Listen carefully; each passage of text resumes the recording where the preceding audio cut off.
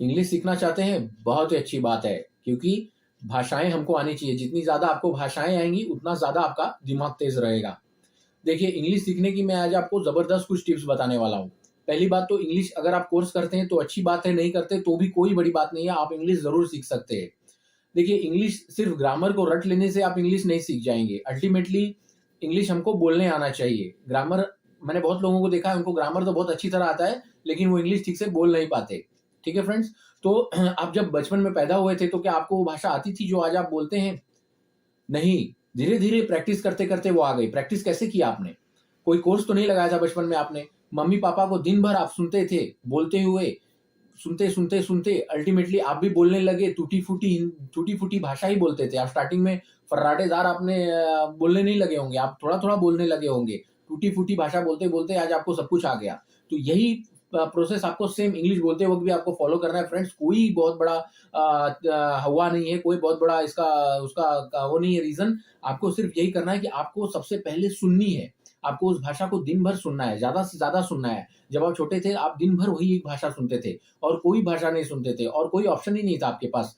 आप जो जिस परिवार में थे, जिस घर में पैदा हुए थे, जो उसकी मेन भाषा थी हिंदी, बंगाली, गुजराती, मारवाड़ी, पंजाबी, जो भी उस घर की भाषा थी वही उसी भाषा को आप दिन भर सुनते थे और सुनते-सुनते आपको उस भाषा का पता चल गया कि अच्छा इस चीज़ को ये कहते हैं। ये काम करना है तो इसको ये बोलते हैं ये लोग, बड़े लोग। तो वैसे ही आपको ज़्यादातर जितना हो सके ज़्यादा से ज़्यादा आपको इंग्लिश सुनना है, ठीक है? आप उसको टालेंगे तो काम नहीं चलने वाला। आपको इंग्लिश पिक्चर देखते हैं तो आपको इंग्लिश पिक्चर इंग्लिश लैंग्वेज में ही देखनी होगी। उसको हिंदी में डबिंग वाला मूवी है, उसको देख के कोई फ़ायदा नहीं है, कोई मतलब नहीं है। तो इंग्लिश न्यूज़ आप सुनिए, जितना ज़्यादा हो सके इंग्लिश न्यूज़ सुनिए। देखिए, आपको चीज़ समझ में आए या ना आए, लेकिन आपको इंग्लिश न्यूज़ देखिए, इंग्लिश मूवीज़ देखिए, इंग्लिश जो है कि पेपर पढ़िए। तो जितना हो सके आप इंग्लिश के इंटरव्यूज़ सुनिए। आपको पहले दिन समझ में नहीं आएगा, दूसरे दिन समझ में नहीं आएगा। आप जब छोटे थे तो भी आपको कुछ समझ में नहीं आता था।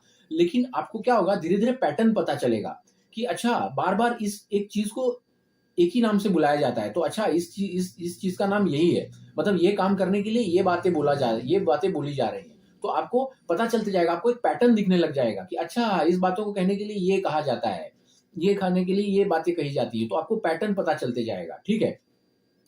जैसे आप किसी नए रास्ते पर जब पहली बार चलते हैं, आपने आज तक वो रास्ता देखा नहीं, आप पहली बार उस रास्ते पर चल रहे हैं, तो पहली बार सब कुछ आपको अनजान लगेगा, ठीक है? तो आप डरिए मत। आप जब उस पर 1 बार, 2 बार, 3 बार, जब आप उस पे 50वीं बार उस रास्ते पर जब चलेंगे, तो आपको कुछ चीज़ें मतलब पैटर्न दिखने लगेगा कि अच्छा यहाँ पे एक बहुत बड़ा झाड़ है पीपल का।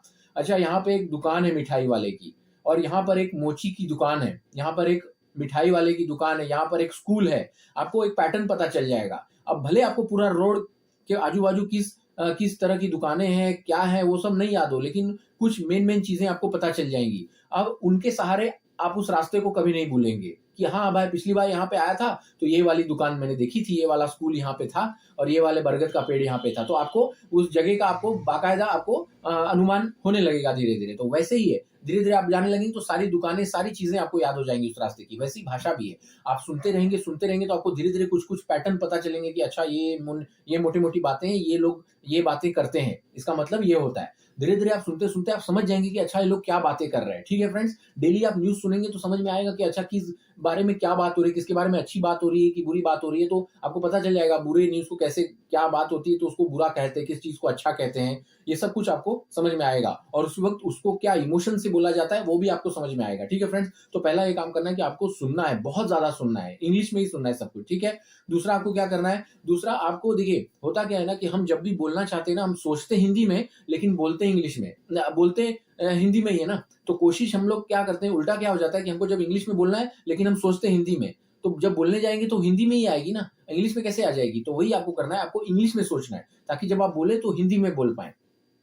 तो जितना हो सके कोशिश ये कीजिए कि आप इंग्लिश में सोचिए। इंग्लिश में सोचिए मतलब सोचिए कि अच्छा इस बात को कैसे कहेंगे कि please give me this pen, किसी से आपको पेन माँगना है तो please give me this pen. तो आप सोचिए कि मैं I will get up in the morning, मैं सुबह उठूँगा, उसके बाद I will have a cup of tea, मैं एक कप चाय पीऊँगा, उसके बाद मैं क्या करूँगा, ऐसी छोटी-छोटी लाइन बनाइए, छोटे-छोटे वाक्य में आप अपनी दिनचर्या को, अपनी ज़िंदगी कैसे जीते हैं आप दिन भर, आज मैंने क्या किया उसके बारे में आप मेंटली सोचिए। ठीक है, ये कोशिश कीजिए, थोड़ी-थोड़ी कोशिश करते रहिए, दिन भर में 5-5, 10-10 मिनट आप ये सब कोशिश कीजिए। दिन में 10-12 बार ये कोशिश करते रहिए, आप खुद से बात कीजिए इंग्लिश में, उससे आपका कॉन्फिडेंस बढ़ेगा। जैसे ही आप इंग्लिश में मन में सोचेंगे ना, तो वैसे ही आपकी ज़बान वैसे इंग्लिश में अपने आप निकलेगी, आपको ज़रा भी हिचकिचाहट नहीं होगी और ये सबसे पावरफुल तरीका है फ्रेंड्स, सबसे पावरफुल तरीका यही है। सोचने की कोशिश कीजिए आप इंग्लिश में थोड़ी-थोड़ी, ठीक है? अगर आप हिंदी में सोचेंगे, तो आप हिंदी में ही बोल पाएँगे, वरना आप लड़खड़ाएँगे, आप बोल ही नहीं पाएँगे कभी भी। आप कितना भी ग्रामर सीख लीजिए, कितना रट लीजिए, रट्टा मार लीजिए, लिख लीजिए, लेकिन आप इंग्लिश बोल नहीं पाएँगे जब तक कि आप इंग्लिश में नहीं सोचते, तब तक आप इंग्लिश में नहीं बोल पाएँगे, पीरियड। यही इसका इलाज है। आपको इंग्लिश में सोचना होगा, उसके लिए आपको बहुत ज़्यादा इंग्लिश सुननी होगी, ठीक है? आप कोशिश ये कीजिए कि इंग्लिश लिखा भी कीजिए। क्या होता है जब हम कोई चीज़ लिखते हैं तो उसको सोचते हैं, उसी भाषा में हम सोचते हैं। तो आप किसी चीज़ पर निबंध लिखिए या कुछ भी लिखिए या आप अपनी दिनचर्या के बारे में लिखिए कि आज मैं सुबह उठा, when I got up in the morning, I want to take a bath and then I went to my school and there I met my friends, वहाँ मैं अपने दोस्तों से मिला, उसके बाद मैंने क्या किया सब कुछ, ये सब लिखिए। माय फेवरेट हॉबी, मेरे फेवरेट हॉबी के बारे में लिखिए, आप क्या पसंद है आपको, आपको घूमने कहाँ जाना बहुत पसंद है, तो आप अपने गर्मियों की छुट्टी में कहाँ गए थे उसका एक्सप्लेनेशन लिखिए, तो उसको इंग्लिश में लिखिए। दिन में एक ऐसे ज़रूर लिखिए, निबंध लिखिए या कुछ भी, निबंध छोड़िए, तो 3-4 पेजेज़ लिखिए, जितना ज़्यादा देखिए आपको आग होगा इंग्लिश सीखने का, उतना जल्दी आप सीख पाएँगे। तो ये फ्रेंड्स, आप जितना हो सके उसको आप सुनिए, सोचिए और लिखिए। आप अगर ये डेली करते हैं, डेली आप 1 घंटा भी करते हैं ना फ्रेंड्स, आप देखेंगे 2-3 महीने के अंदर आपको काफ़ी, काफ़ी अच्छी इंग्लिश आने लग जाएगी। ठीक है? यही एक तरीका है, आपको प्रैक्टिस करना होगा। बाकी ग्रामर ये वो सीखने से कुछ नहीं होगा, वो इंग्लिश के एग्ज़ाम में आपको काम आएगा, बाकी बोलने के लिए आपको ग्रामर ज़्यादा काम नहीं आएगा। ज़्यादातर आपको सोचना होगा, लिखना होगा और सुनना होगा। ये 3 चीज़ें आपको करनी होंगी और इंग्लिश ज़रूर से ज़रूर आएगी आपको भी और आप भी बहुत फ्लुएंटली इंग्लिश बोल पाएँगे फ्रेंड्स। कैसा लगा हमारा वीडियो ज़रूर कमेंट बॉक्स में लिख कर के बताना। हमारा वीडियो अगर अच्छा लगता होगा तो उसे लाइक और शेयर करना, हमारे चैनल को सब्सक्राइब कर लेना फ्रेंड्स। मिलूँगा ऐसी ज़बरदस्त वीडियो के साथ अगले दिन। तब तक के लिए हमारा वीडियो देखने के लिए आपका बहुत-बहुत धन्यवाद।